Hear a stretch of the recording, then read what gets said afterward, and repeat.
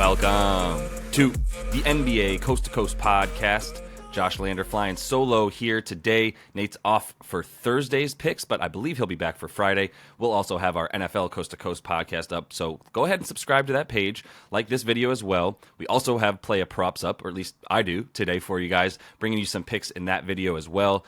Continue to follow along there. Also want you to head to thelines.com. Use everything we have up on the site to help you with your bets, including that prop finder tool to make sure that you're getting the best juice available to you from all of these books that are giving you bets this season.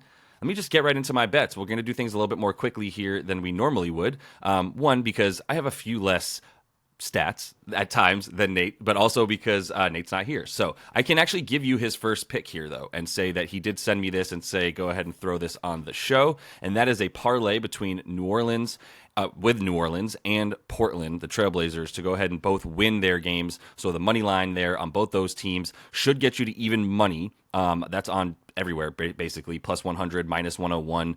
So right at plus or even money, like I said, for this bet. And this is a simple one. He didn't send me much on this, but we're talking about the Pellies versus the Jazz on the road, and we're talking about the Blazers versus the Jazz are playing. Yeah, and then we got the Blazers at home versus the Spurs. Mix up all my crap teams here. We got so much duty in there, but Portland has been a lot better lately, and I know that's what Nate's focused on here. If you look at them over the course, especially of their last 10 games, they just surprised the Kings, and that was something that a number of people picked as well. We were talking about plus, we got that at 9.5. I think it actually dropped to 8.5 when the Blazers beat the Jazz there recently, and that's just mostly because they've been really good at home, and the Kings haven't been quite as good on the road, but I don't think we expected them to be able to score quite as much as they did, and that's what's been more impressive. Once they get Jeremy Grant, and it's not that surprising, once they get Jeremy Grant back and Malcolm Brogdon, like they've had those two guys as of late, and then they've also got Anthony Simons just going clean off, and I wouldn't even be mad at his over 27.5 points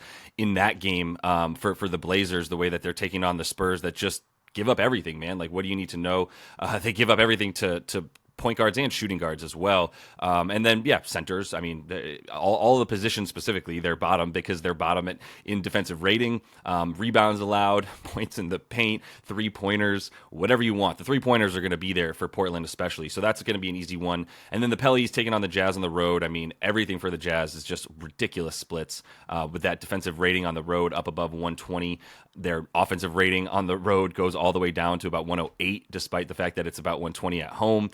So there's just not much to like for the Jazz on the road either. And this Pelicans team is clicking at this point. I do like a bet from that game that I'll talk about in player props, because I think there's going to be a lot of rebounds to be had for the Pellies in that game with the amount of shots that the Jazz miss, even when Larry Markkanen's in there. And he's going to be playing, but man, it's going to be a lot of opportunities for boards for those Pellies players. They're going to just collapse everything on down low. So really on the outside is really where they're going to do their damage, making sure they get out on shooters. I believe there's a number of guys still missing for the Jazz as well. So go ahead and take that money line parlay for both those teams. My favorite bet of the day is going to be a player prop. I'm bringing you player props today. I'm going to be honest. Nate's away, so I'm going to just go ahead and throw player props out there and not take too many sides today, but I am going with an under for Patrick Williams on the Bulls, 20.5 points and rebounds combined for him. Going under that number because he doesn't do this. He's gone under in 7 of his last 10 in the 3 games that he went over. Twice versus that Spurs team, and then once versus Milwaukee in a 41-minute, pretty fast-paced game where the Bulls won an OT against the Bucks. He's averaging 7 rebound chances per game this season. This is why he's at about 4 rebounds per game with a 16% usage rate. Not getting up very many shots either. And that's actually all in his last 10 games. I should be more specific, but that's also his usage for the season. His rebound chances for the season, also right around 7. So it's like his numbers in the last 10 where he hasn't been going over are the same numbers that he has on the season. It's not like weird anomalies.